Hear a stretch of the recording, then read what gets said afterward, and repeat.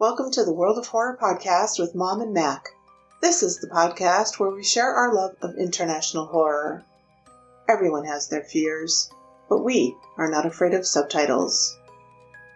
Before we get into it, fair warning, these discussions will include spoilers and language which may not be suitable for all listeners. Let's move on to our first segment, Mom and Mac Chat. You did something stupid, I hear. Okay, so this time of year, we're in early November. You don't know what weather you're going to get in North Carolina. And so I had the heat on last night.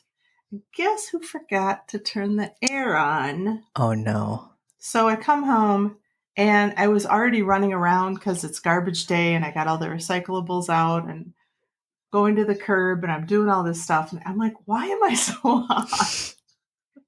Well, it's 78 degrees in here. That's why. 78? Yeah. Good Lord. I know. So, I feel like I'm like in a pool of 78 degree water. Ugh. I know. Doesn't that sound gross? Sounds really gross. That's the way I feel. You know, this is kind of on the same topic, but kind of different. I realized I like to vacuum, and Alan, his parents gave him a vacuum years ago. And I finally looked at all the pieces on it and I was like, well, there's some cool stuff to this vacuum. And then also I realized I'm the only one who uses it. I've never cleaned the filter. So I cleaned it. It was disgusting, but I did it. But when I vacuumed, I didn't even vacuum the whole house. I just vacuumed. I realized there was this is how you know you're an adult, I think, is that this stuff excites you. But there was a microfiber cloth attachment for this one part that's for hardwood floors to get up dust. And man, I didn't realize how much I was limiting myself with the other attachment. Because when I looked at the floors, I was like, this shit is pristine. But I was sweating I don't know, like a whore in church. I was just dripping sweat. And I don't know. I get on the walking pad and I'm walking 2 miles an hour for 2 hours, and I have a light dew, but not pouring. Yeah. And then you just feel so disgusting. And I'm just getting into the whole exercising regularly thing. So I don't have any gear and I don't have a preference yet. So I'm learning my preferences. I realized you should never wear a baggy shirt when you're sweating. Because I was always like, why would somebody wear a tight shirt? That seems wrong. But if it's baggy and then it's wet with sweat and then you sometimes touch it, it's it would just be better if it was all touching you all at once. Anyways, it's running away from me, but I was just going to say, yeah, I felt horrible when sweating that much vacuuming. Well, you should get those wicking shirts. It wicks the sweat away. I mean, You still have to take a shower because if you leave a wet, sweaty shirt on you, you're going to get the chills eventually. But yeah, I can just see you getting all geared up. I'm pretty pumped because I don't know. None of that stuff ever appealed to me before, but now I'm ooh, shorts. Yesterday I went to Target and I went to their fitness section. I got shorts for $10 because I was I need more shorts with pockets to walk in. And I want to get a separate hamper just for athletic clothes too. Because man, them things get so nasty. And, sometimes you can wear a shirt multiple days. That's not crazy to say. But not if it's been sitting underneath a pile of sweaty clothes. So anyways, I'm new to all this. I went to the doctor yesterday. It was a new doctor because I've been trying to find a good primary care doctor. This guy got great reviews and he's right across the street from me. And I did love him. He was great. Because he kind of didn't know a lot about trans stuff, but he was really nice. So I let him get away with it. Because I had a psychiatrist once who I mentioned being trans. She was like, so now what is that? And I was like, this is not going to work out because I can't be explaining this whole concept to you and you control the medicine that keeps me sane. That can't happen. But this guy, he was just so you don't because I told him I got my tubes removed. So he's like, you don't like see like an OBGYN, do you? And I was like, no, I do. Like, and I didn't know how to say it. I was like, I still have, he was like, the plumbing is all still there, right? I was like, you got it, man. You got it. He was like, yeah, so you still need to, go. He's like, sorry, I don't really know much about this stuff. And I was like, no, you're good. You're totally fine. But yeah, that was nice. Because I don't know, it's really awkward to be like, here's my genitals. Like, let's talk about it. I can talk about that with my OBGYN. She's chill. And she's been all up in there. But like anybody else, no thanks. Anyways, he was like, do you exercise? I said, yes. Now I get 10K steps a day. And I said, now listen, I was like, listen, you have to be proud of this because I'm going from not leaving my house to doing this every day. So I said, this is a very big, good thing for me. And he said, well, do you think you could get into the gym? Because basically I've got bad cholesterol and I got bad liver enzymes, but the liver enzymes, not for alcohol, but for like eating poorly. And he just straight up was like, this is the only thing that's wrong. You just need to eat better. And he's like, maybe get into the gym sometimes. But I was like, listen, I want to, but I just want you to appreciate. I was like, if I can just keep doing the walking, that's good. That's like a plus. He was like, okay, yeah, but like try to get into the gym. I was like, no, you're not understanding me. But anyways, it was a good visit. That's good. Sorry, I just was all over the place. My brain's been kind of like. I'm like so torn because I don't have a lesson for my students tomorrow. And I really want to call out. And I had wanted to call out anyway because I just want a day to catch up on things. Yeah. I realized today I'm teaching 10 classes. Oh, God. For some reason, it just didn't register. Yeah. But yeah, I am. And so, shit stacks up. So, but I went to the doctor today. I went to 2 different doctors. That's another reason to call out because that's like so stressful. I can't even tell you. Oh my God. So I went to the boob doctor and then I went to the other lady bits doctor. Mm-hmm. And they're right across the street from each other. And I think everything's fine. Everything's fine with the boob. The other one. No,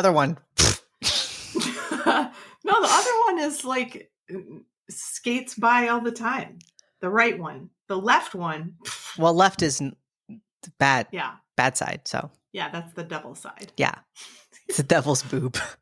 It's the devil's boob. Yeah. So anyway, of course I was freaked out and I was convinced I had cancer and I don't. But yeah, it was super stressful and I'm glad it's over, but I have to go back on the 18th and do some more stuff. Because, okay, WoHos, I'm sorry. I might cut all of this out. I probably won't.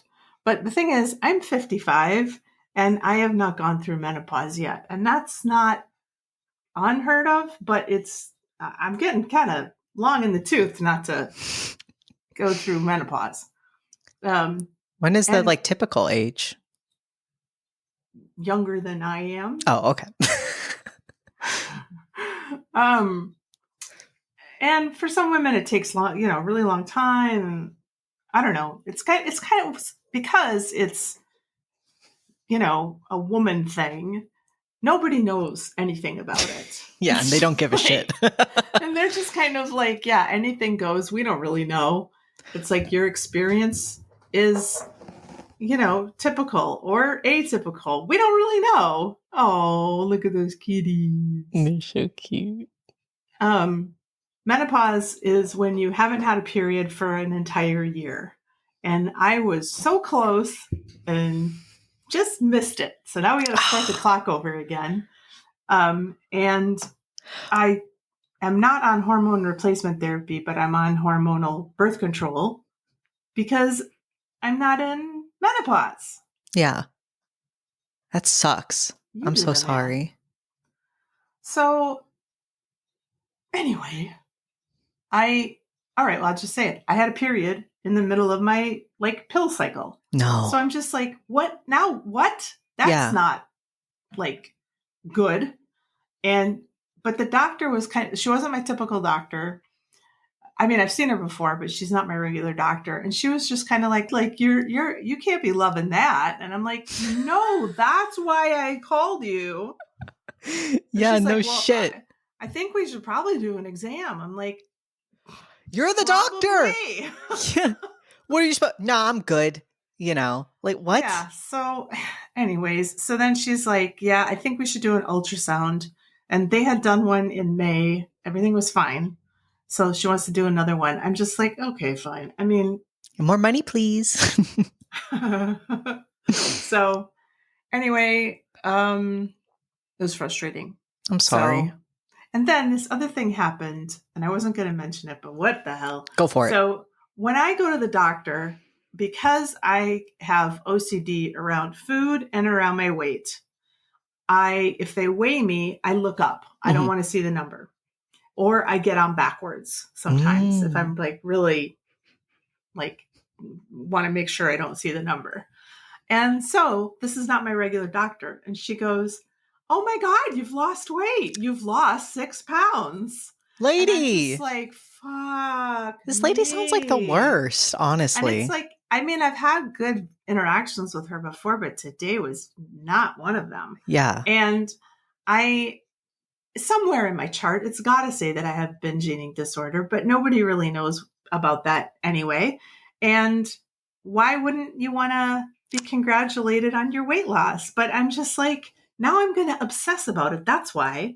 Yeah. I'm going to have this number in my head, and it's not going to go away until I can, like, you know, think about something else. But it's going to be really difficult, and I wish I didn't have to deal with it. Yeah. It sucks that, because I do that too. I usually look away, and like I pointedly will like look, because I'm just like, I don't think mine is to that level, but you know, I just simply don't wish to know and think about it, you know. Right. That's not important. I don't want it to be important to me, but so many people will just read it right out loud, and they just don't think about it. And I hope one day we move towards that. I just can't, I don't know. People are so, because it's dependent on the person doing it. And if in their heart of hearts, they believe losing weight equal good thing, they're always going to say something, because it's for them too. I mean, our whole culture is just so, you know, messed up around food and around body image. And so it makes sense. And I think this doctor thought she was doing a nice thing, you know, but then she just kept harping on it. And I was like, please shut the fuck up. I'm so sorry too, because this is like, I feel like this time of year, and, you know, Halloween too, thankfully is past for this reason. But, you know, it's like Christmas and Thanksgiving are such like, here, take all of we all want to like eat all these like things, right? You know, and that too, it's just like, don't ever put somebody in like, you can say, I don't know. Like, I don't know what the best way to do anything is, but I just feel like if you don't know what somebody's diet is, don't say, hey, take this and like put it in their possession. Yeah, there was like a ton of candy at school today. And the break room is in between my office and the copy machine, of course. Mm-hmm. And so every time I went by, I was just like, wow, a lot of candy, you know, just mentally. Mm-hmm. And then my big boss came by, and he gave me a Bueno bar, you know, one of those, like, I don't know if they're like German. Anyway, a candy bar. Mm-hmm. And he goes, I just wanted to, you know, give you this small token and a Bueno to just say good job on the course redesign. And I was like, gosh, thanks. That's really nice. Yeah. And he's like, yeah, I you know, you've been working really hard, and I just want to say thank you. And I'm like, yeah, I have been working really hard. Can't give anything else. Give like a gift card if you really, you know, like, because even if you were chill with like, I also feel like that's a bit insulting. I don't know. Just like, here. I mean, it is. It's so, and then he goes, I wish it could be anyway, basically he was like, I wish I could give you a bunch of money, for all the work you've done, but I can't. I can just give you this candy bar. And I'm like, yeah, I wish I could get all that money. Yeah. Would it not be the big boss's decision? And now, Okay. I mean, he's kind of stuck in a way. Okay. I mean, I don't know how much freedom he actually has, but I just put it in the break room with the rest of the garbage. But I was just like, fuck, man. Yeah. I think it does. It kind of starts at Halloween and then we just, all the way through New Year's. And I was talking to somebody yesterday, somebody who doesn't know I'm in recovery. And he's like, I've been drinking. Like I've been drinking at night because I'm so stressed out. And I'm just like, okay. Wow. And he goes, do you like Yingling? And I'm like, I used to. And he just kept talking about drinking. And I was like, I'm not into that. Yeah. Or something like that. Yeah. But he's like, well, you should get into it because, how do you cope? That's crazy. Yeah, people who drink, no offense, because I know this, I feel like it's actually most of the population, but sorry.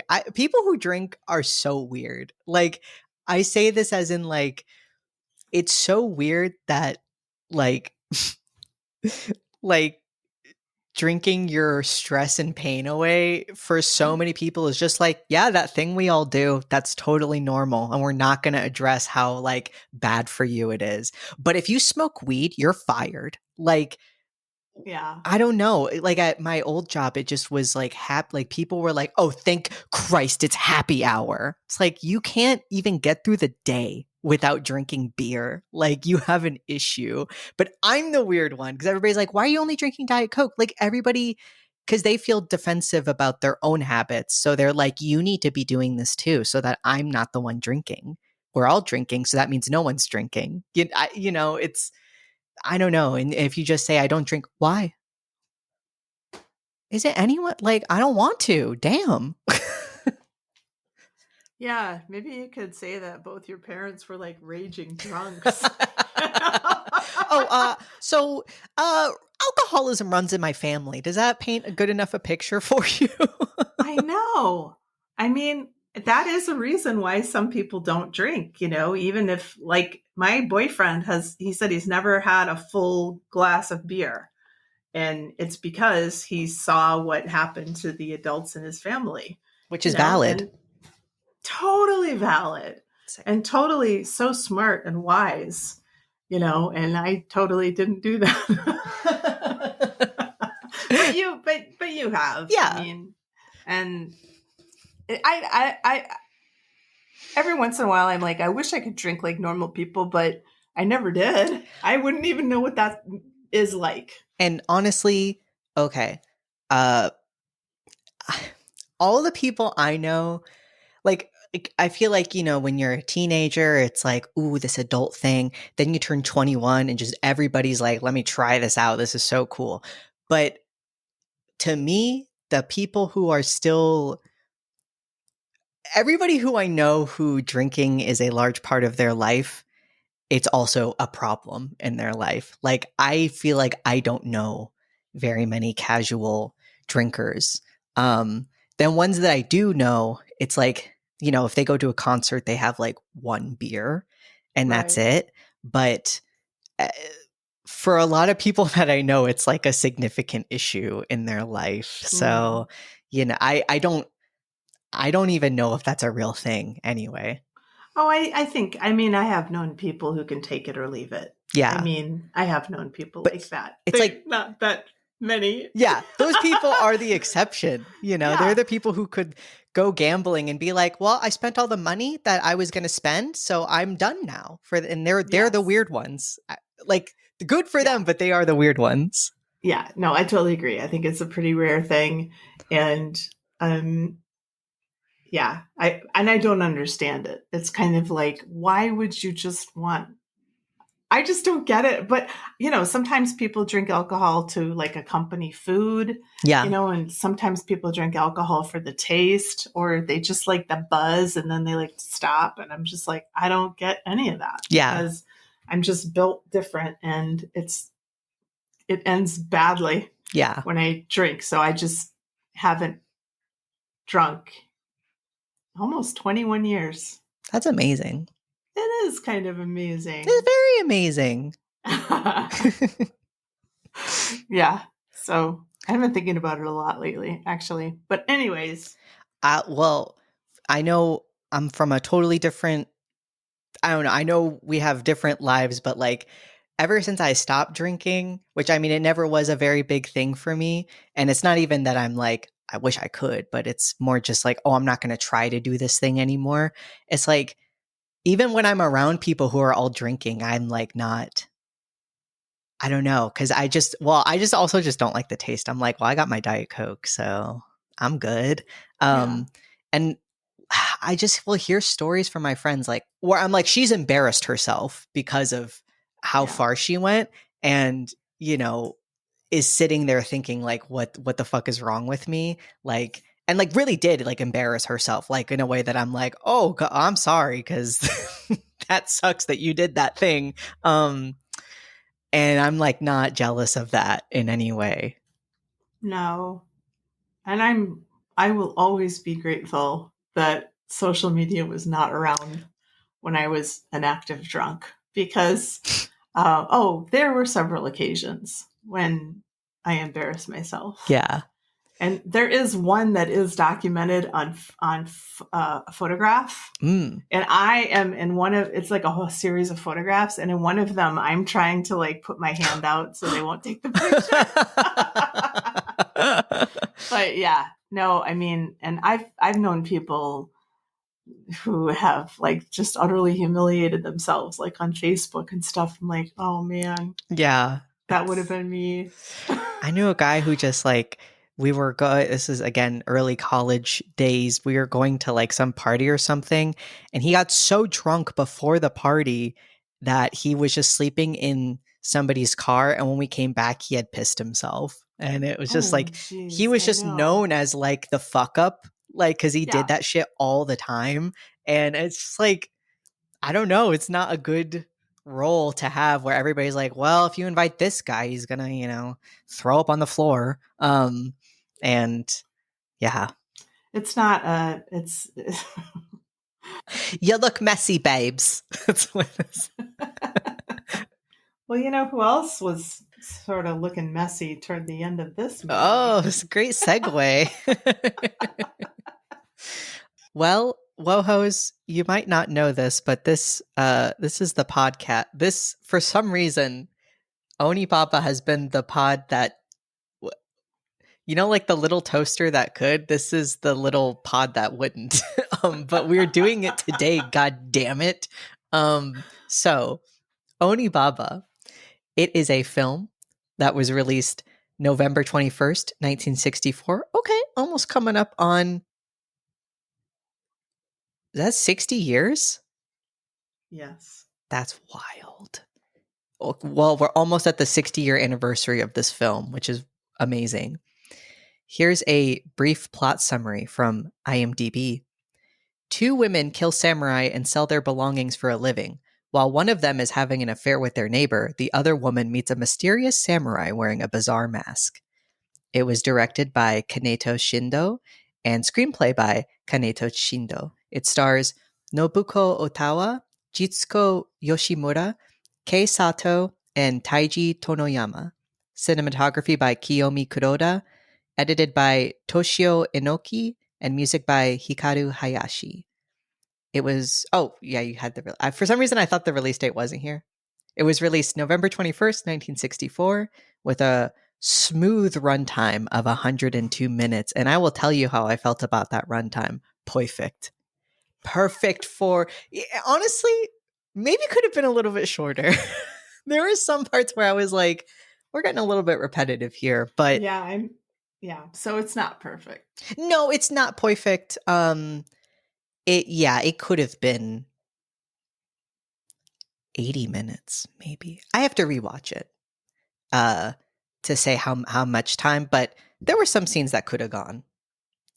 So from the get, for those who might not know, ONIBABA is a Well, it's actually a word I hear a lot in anime. Like, I think this concept is, I mean, we have it too, like evil old witch, but Oni is Japanese for demon or ogre, and Baba is a like derogatory term for an old woman, kind of like saying somebody's a hag. Like if you called somebody Baba, that would be very rude. Uh, and so a little note I added, if you wanted to say, because in Japanese, sometimes people will refer to people not in their family, but with like familial terms, like you could have an uncle who's not actually your parent's sibling.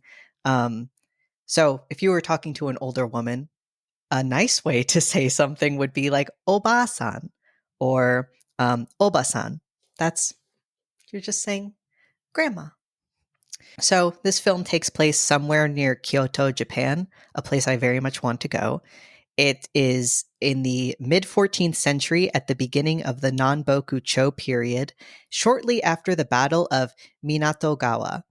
So I looked up this time period because, man, I honestly don't know much about Japanese history. So I just wanted to get some context because I also just haven't watched a lot of like older Japanese films or period pieces. So the Nanboku-cho period was 1336 to 1392. As an American, it is wild for me forever to think of a society being that old. It was a period of great political unrest, and the North and South courts of Japan were fighting for 50 years, with the South giving up to the North in 1392. So it was a civil war. And interestingly, according to the Met, art sensibilities changed during this time to more realism, and there were more religious movements, which I thought was interesting and is tied to this film. And it's because we had a lot of like men in the warrior class who wanted something raw and real because they probably were seeing a lot of fucked up stuff. It's all in black and white, and we see these tall, thick reeds, and we see some like a hole and some text. And the director actually said that this hole is the first character in the movie. Like it itself is a character, which I thought was interesting.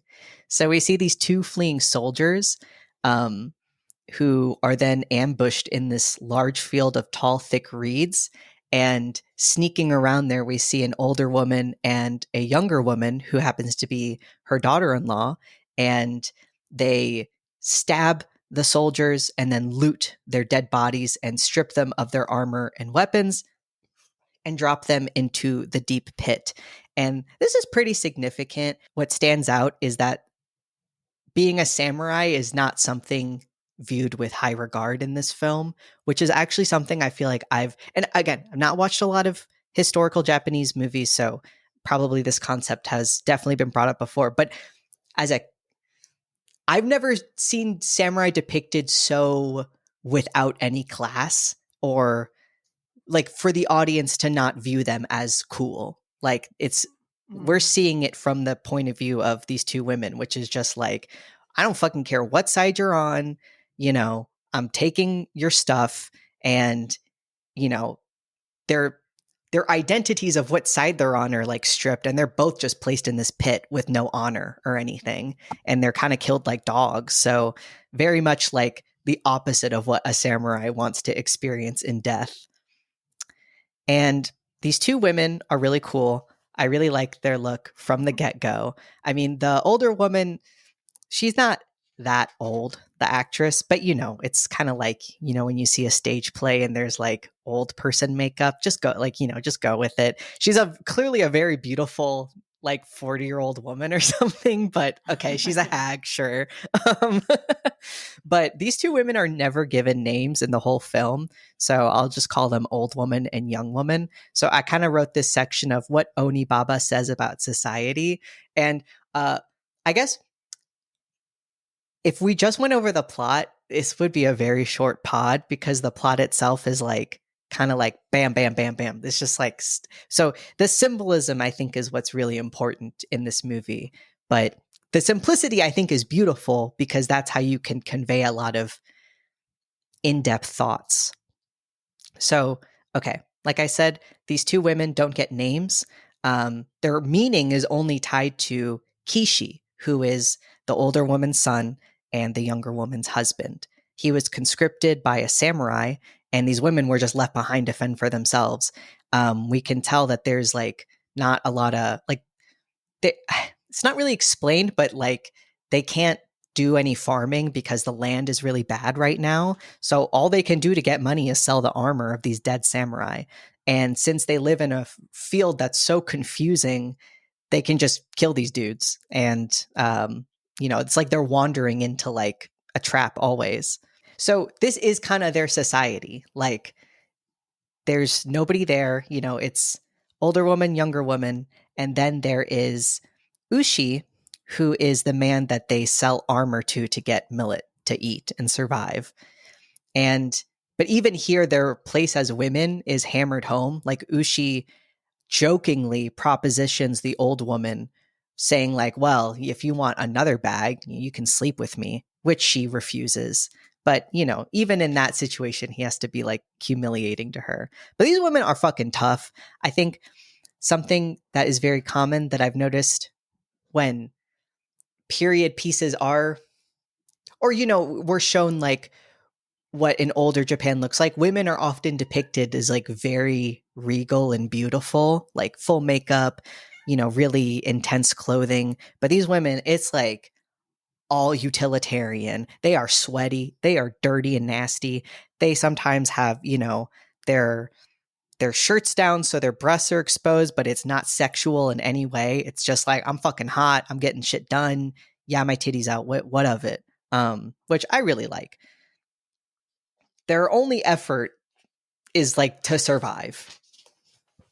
I failed to mention earlier, when they are selling the armor to Ushi for the food, he tells them that some like news about the war and that it's driving people across the country out of desperation. And he's basically like, we don't really like need this shit anymore even.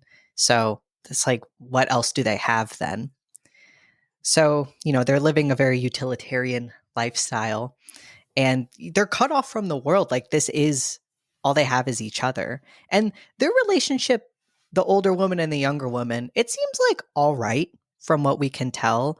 But I wrote out what I saw the hierarchy as being. So we've got the emperors at the top. They're unseen, unheard, but their actions have ripples that are even felt in this like boonies area. So we've got samurai. And in the movie, they're viewed as like bastards in fancy armor who use the peasant class as they please and take men from women as cannon fodder. Ushi then is the food and buyer. We've got Kishi, the son and husband. They're staying alive to wait for him. Like that's kind of their only meaning right now, is to stay alive and hope he comes home.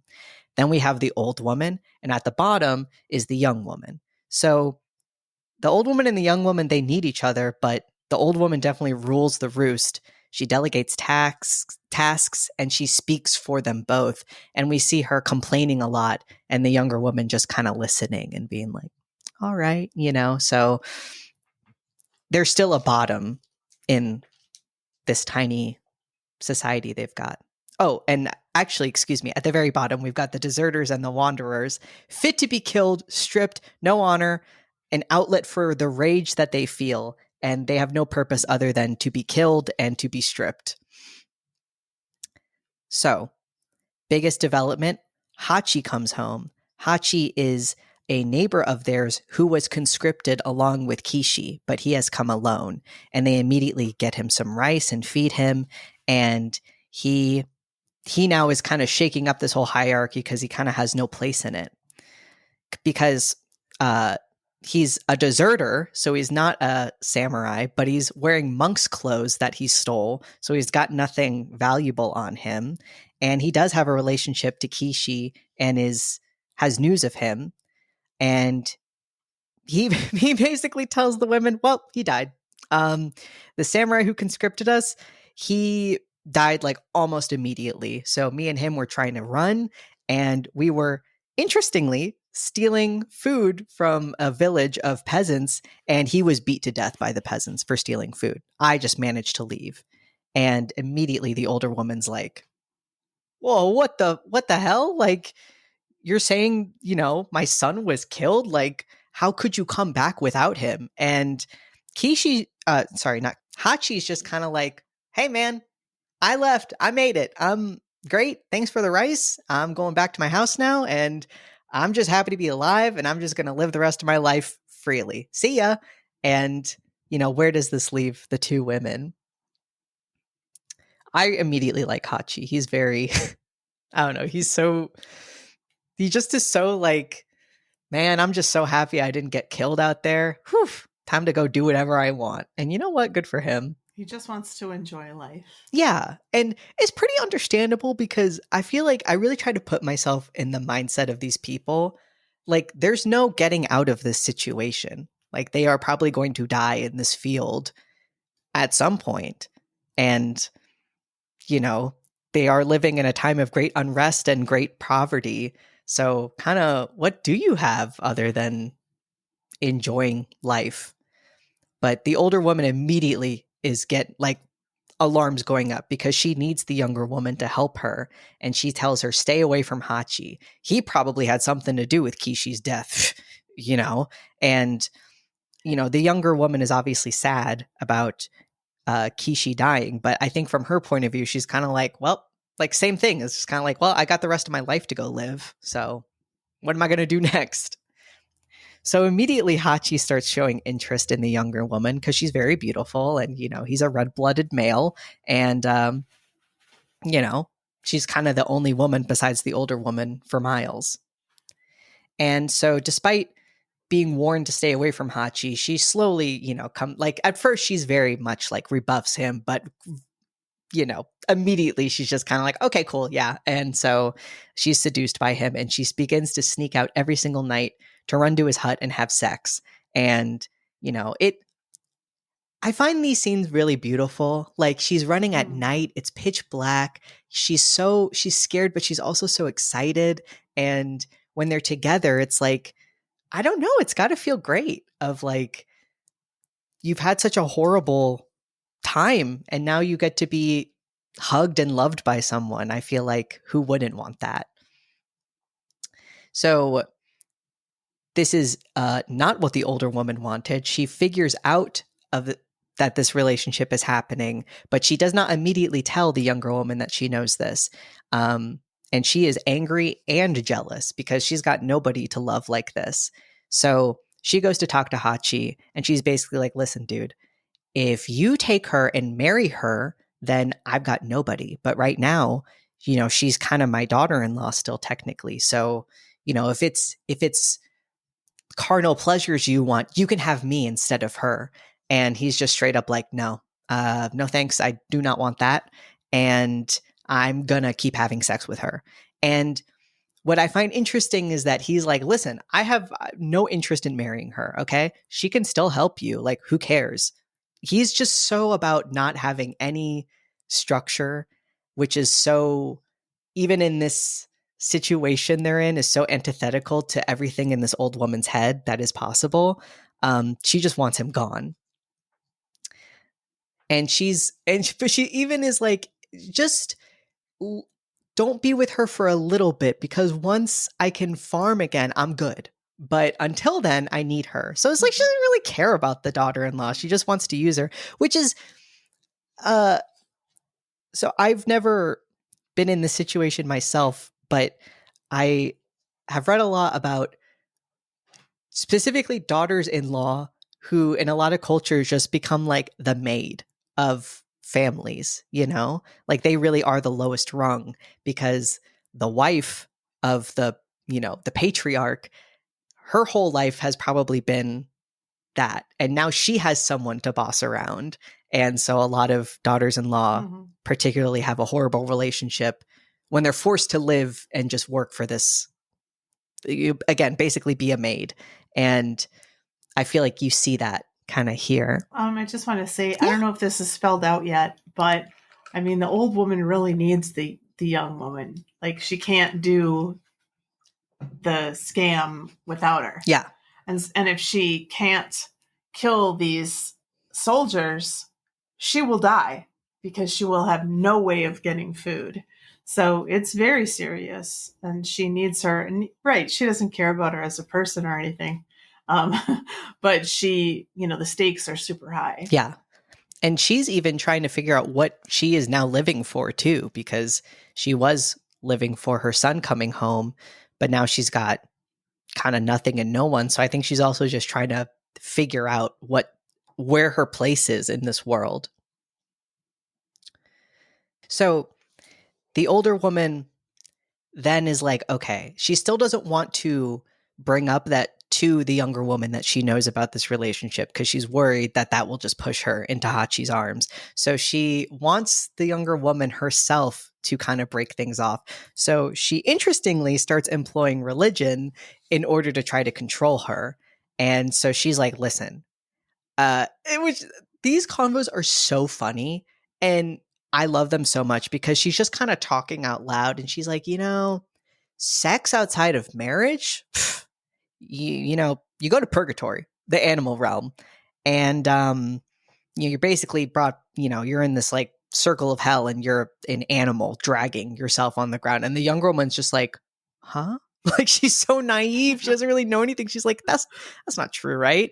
And we're kind of killing people. And the older woman's like, hey, listen, killing the samurai, we need to do that to survive. But sex outside of outside of marriage, that's wrong. And yeah, you'll go to hell, basically.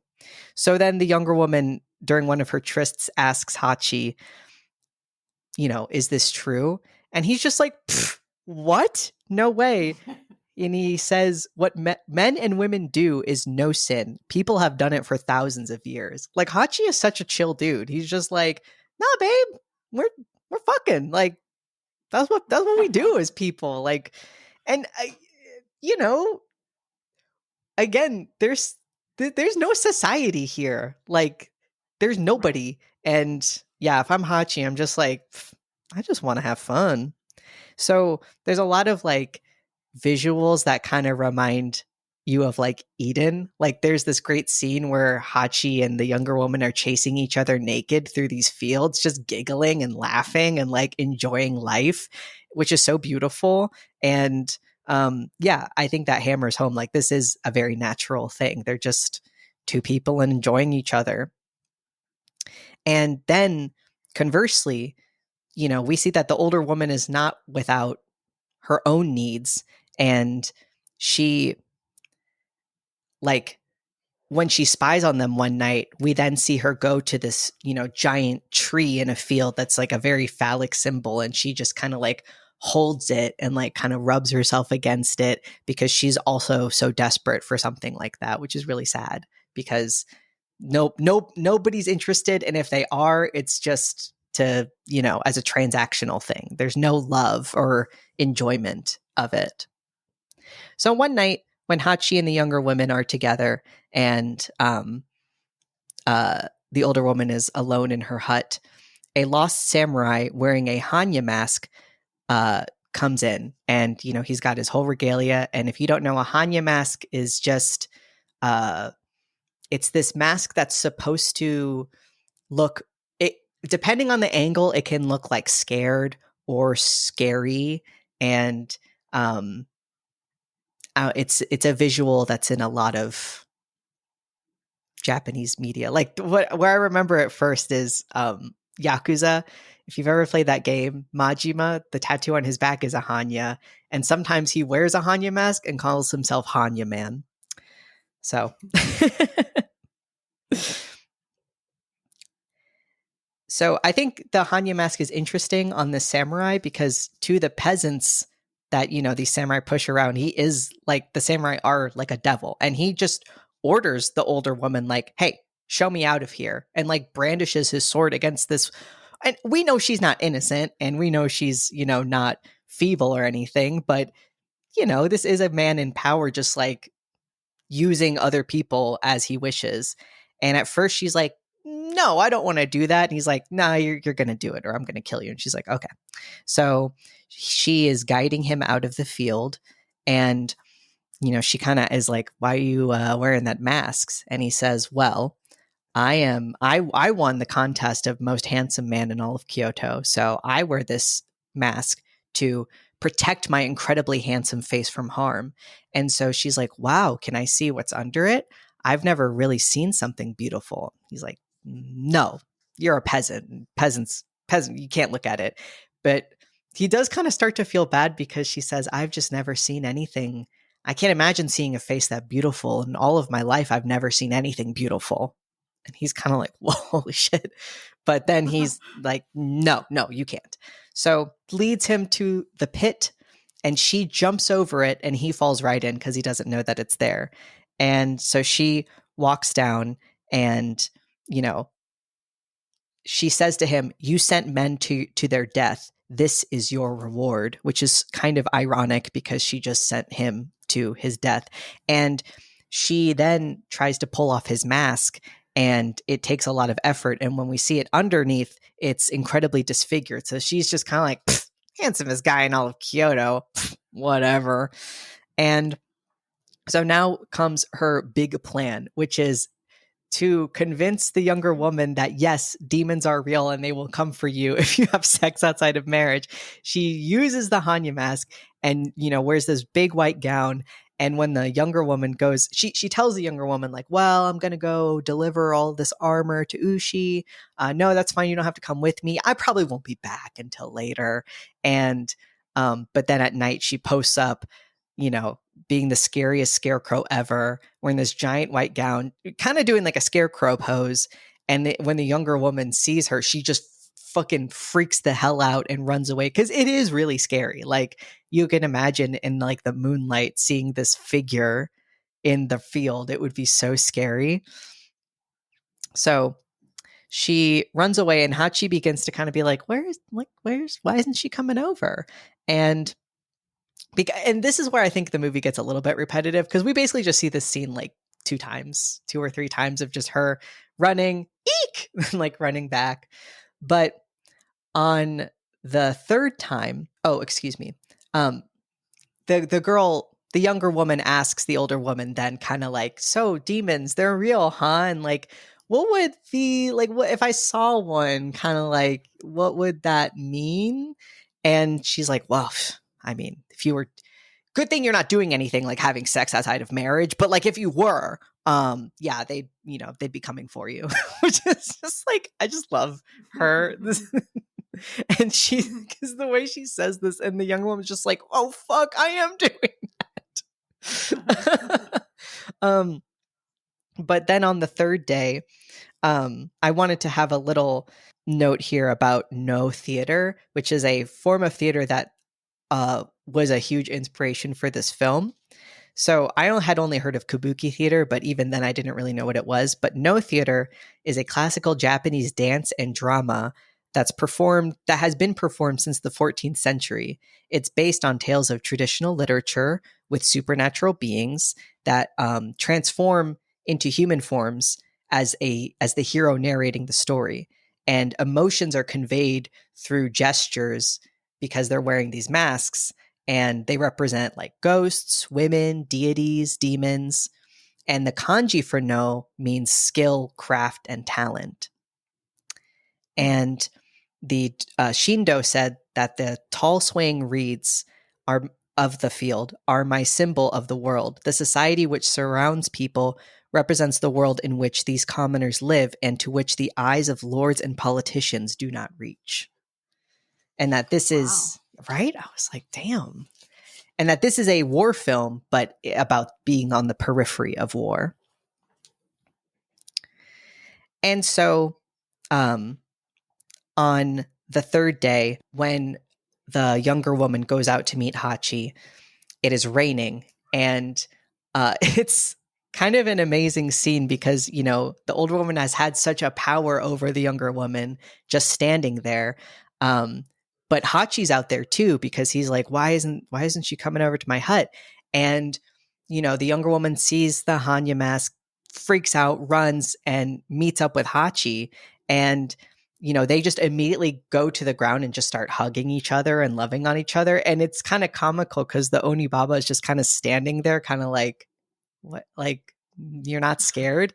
But they have each other, and, it's all her power's gone. And so she kind of has to admit defeat. So yeah, they have sex like just right in front of her. And so she realizes, despite all her warnings, she's going to be with Hachi. So Hachi then returns to his hut later, and he discovers another deserter stealing his food, and then the deserter grabs a spear and stabs Hachi and kills him, which is interesting because this is never found out or we never see this found out by the women. So later, the younger woman gets back to their hut and discovers that she looks in there, and it's really creepy because the older woman is just kind of huddled in the corner. And when she turns, she still has the mask on. And at first, the younger woman's like freaking out. She's like, oh my God, the demon's in my house now. But she's like, no, it's me. And she just immediately comes clean. She's like, I'm so sorry. I saw that you were being with Hachi. And so I was trying to scare you with this mask, but I know I was wrong. And I'm so sorry. And now we kind of see the Hanya mask as it, can look like somebody who's scared. She's like, and this woman's acting is so amazing. She's like, just desperately like, putting her hands together and pleading, like, please forgive me. And the younger woman kind of starts to feel a little bit like, oh, okay. So, yeah, you're not going to interfere with us anymore. And because the older woman's freaked out because she can't remove the mask. She's like, I was in the rain earlier and it must have sealed the mask to my face. I can't get it off. And so the younger woman really is starting to enjoy having this power over her. And she's like, yeah, you kind of were being horrible. And yeah, you always act all high and mighty. So I'll remove the mask, but you better not interfere with me and Hachi. And she's like, yeah, sure, fine. Just please take it off of me.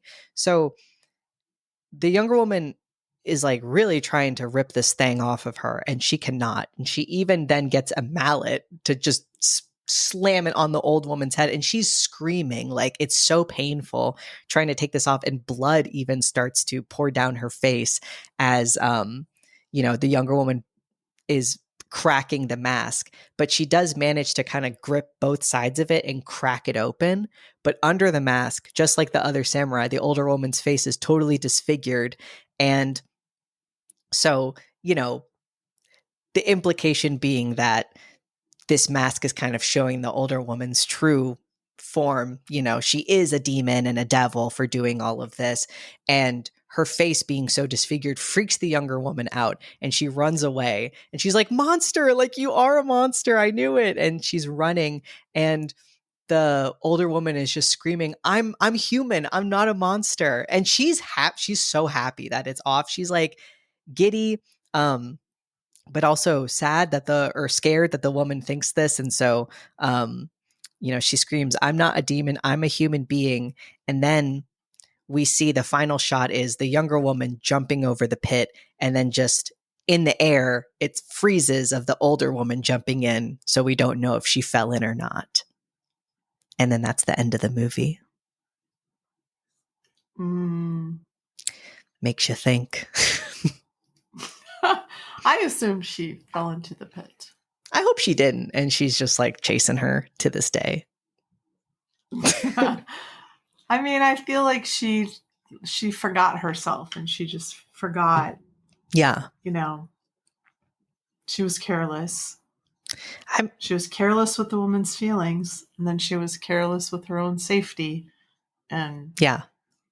I mean, it was fucked up to do all that, but I feel like the idea is just, hey, you're put into a horrible situation. Yeah. You're going to scrounge and do whatever you can. And to her, this was the way to survive. This was her like 4D chess way of getting through this. Yeah. I mean, these people are so poor, and it's just like the only way they can really live is to eat what comes out of the earth and out of the lake. And it's just desperate. They're desperate people. Yeah. What did you think about the movie? I kind of just like steamrolled and talked the whole time, but what did you think? No, I'm glad you did, because I forgot a bunch of it. But I love it. I think you're right. I mean, the plot is really not the point. It's gorgeous. I mean, the black and white is really amazing. Mm-hmm. It kind of reminded me of Kuroneko, which I did for a long time ago for World of Foundational Horror. And the black and white in that is just gorgeous. And I don't know if this director was amazing with the lighting and, getting these performances out of these actors and that kind of thing. So Yeah. I really enjoyed it. Yeah, it's definitely very vibes based, which is usually not my favorite type of horror movie, but I really enjoyed it. I liked it a lot. I think if you're going to have a vibes based movie or film, this feels more like a film than a movie. You have to make it beautiful and engaging, and they did. So, and the acting really is superb. So the demon mask used, here's some trivia.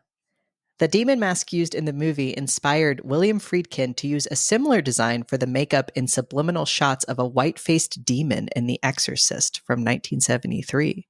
That's interesting. Wow. Huh. Well, it would have only been like fewer than 10 years. That's true. Yeah. I feel like this would have had a big effect on me if I had seen it. Like, because there's just one shot of the older woman where her hands are on her side of her head. If you look up ONIBABA, is what's going to come up. It's the most iconic shot. And it's just so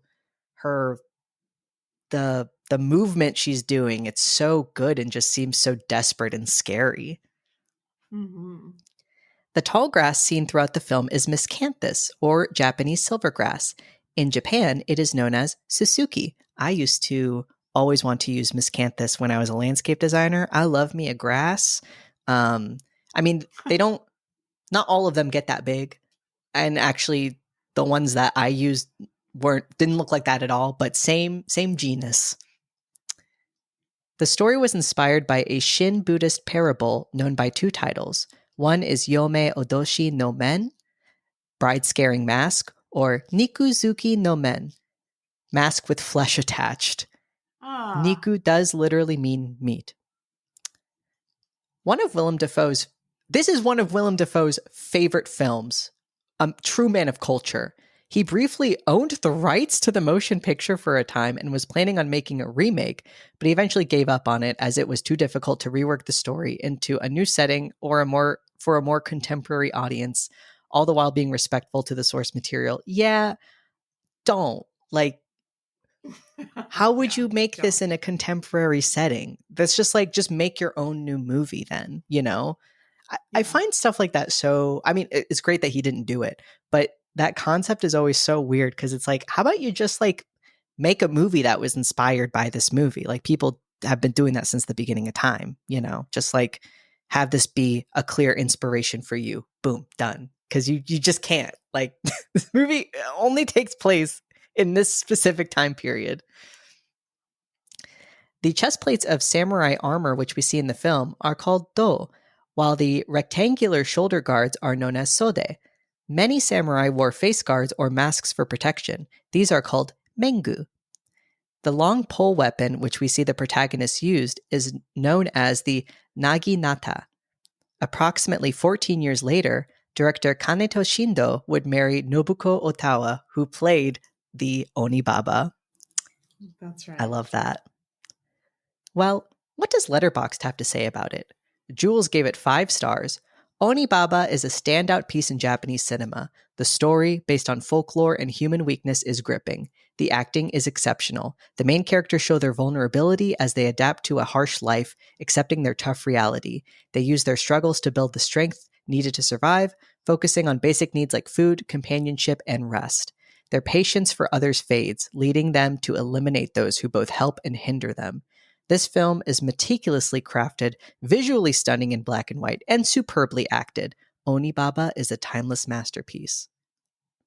I mean, she said it all. Jules, that was great.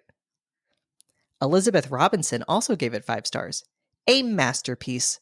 Avoid holes in masks. But what does Winnick have to say about it? Winnick gave it 3 stars. Seen as part of Film Forum's Japanese horror retrospective, more dark fable than horror, but casts quite the spell. Haunting and universal, with final moments that are searing and an ending that stunned the audience into silence.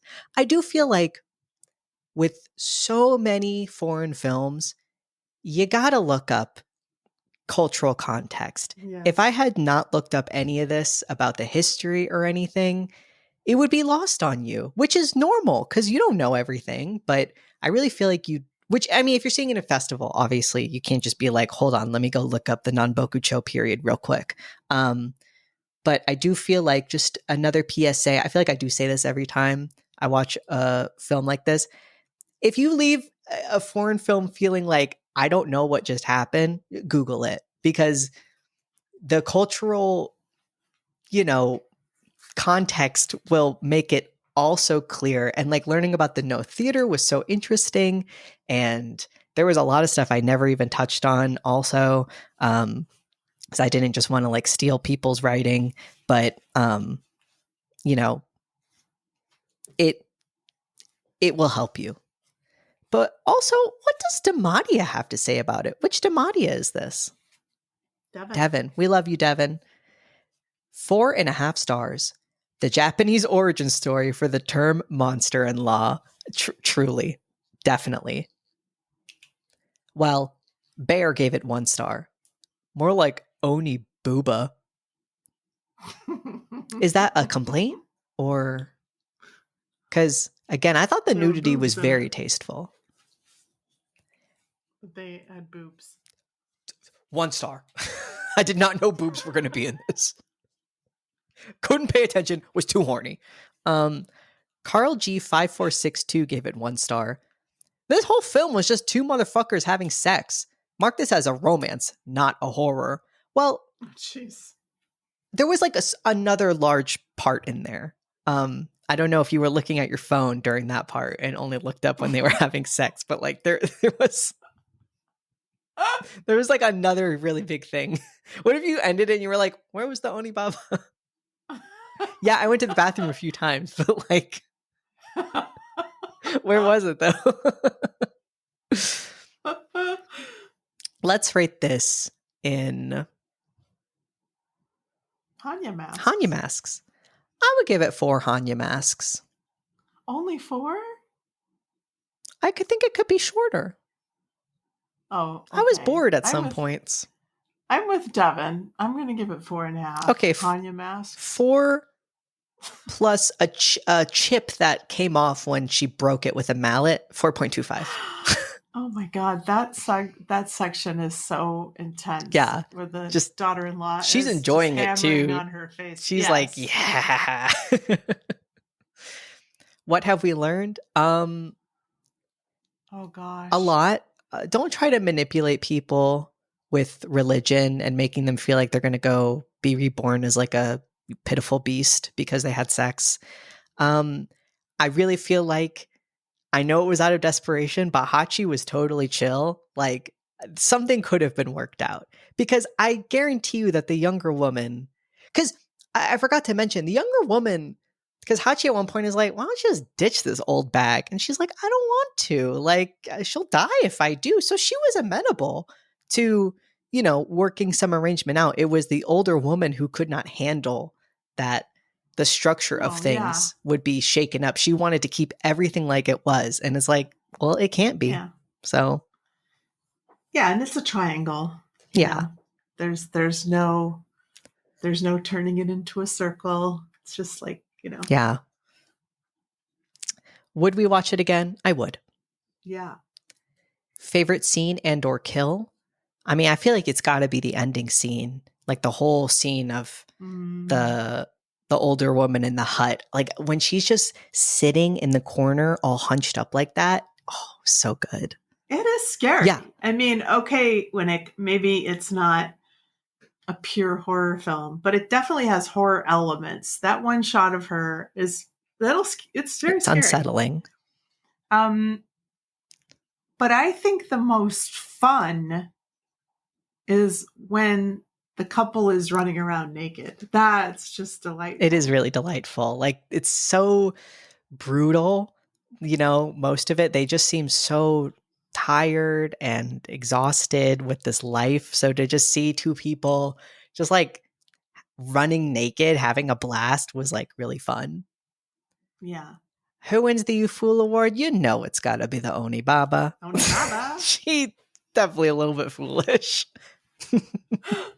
But I get it. Thing. I get it. Bless her heart. Bless her heart. Well, thank you, Mac, for having this conversation with me tonight about ONIBABA. Thank you, Mother. And thank and thank you, WoHos, for joining us and for all your support. It means the world of horror to us, truly. Next time, we will continue our J-horror and K-horror series with 2 horror films that we have yet to choose. Oh yeah, about that. Did you choose one? No. Oh, okay. Remember, WoHos, we love you, and don't go into the basement. Horror. Horror. You want to know how they say horror in Japanese? Yes. Hora. Nice. Hora. Simple. I like that better. Hora.